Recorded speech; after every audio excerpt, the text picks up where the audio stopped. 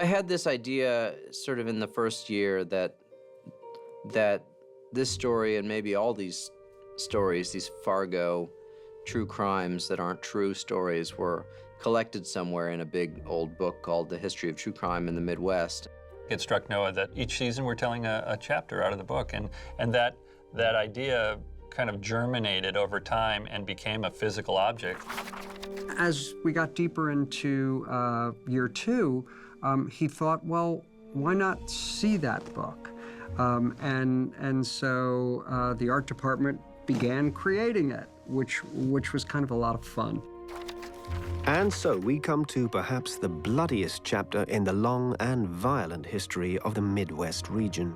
I remember being in some restaurant that uses books as decoration, all these old, great leather-bound books that are just there, not to ever be read, but, you know, to create an atmosphere, and pulling them down off the wall and looking through them, and they're these great old illustrated encyclopedias of the world from like the 40s. So we designed the book and had it made, and I wrote a bunch of stuff for it. And then we use it as a framing device in the 9th hour. I believe the key to understanding this complex and nuanced crime is to look at the butcher and small-town beautician at its center. And then I thought, well, we've given ourselves this opportunity to have a narrator, which wasn't in the script. The editorial process is the last time to write the show. And, you know, we have Hansi's character who doesn't say much. And there's been this big reversal where he's shown himself in the 8th hour to be a much bigger character than anyone expected. And yet you don't get a lot of insight into why he's doing what he's doing. Historians of the region have long debated the next two words spoken by the Gerhard's native man. When exactly did he decide to betray the rest of his employers? It occurred to me that we could use the narrator, that this was a problem, you know. This was a problem for historians. Was it here?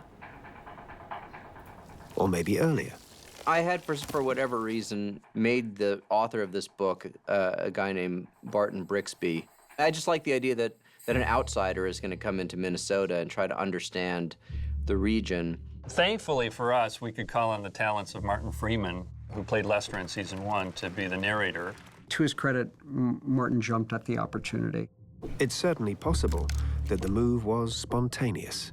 I was on the phone, and, you know, he's in a studio in London, and, you know, we sort of had to figure out, well, you know, what kind of voice is this? He's probably a little posher than Martin's native accent, and yet he was a writer of this sort of pulp fiction, so, you know, he's probably a little impressed with himself, and you know, so we sort of created this character of Barton Brixby. We have this big book of true crime now, and it's full of stories that I haven't thought up yet, but we've introduced this idea of a framing device for this universe that we've sort of created. The idea that all these stories have some kind of connection, there is some book that they're all part of, is, I think, part of what's exciting about modern storytelling.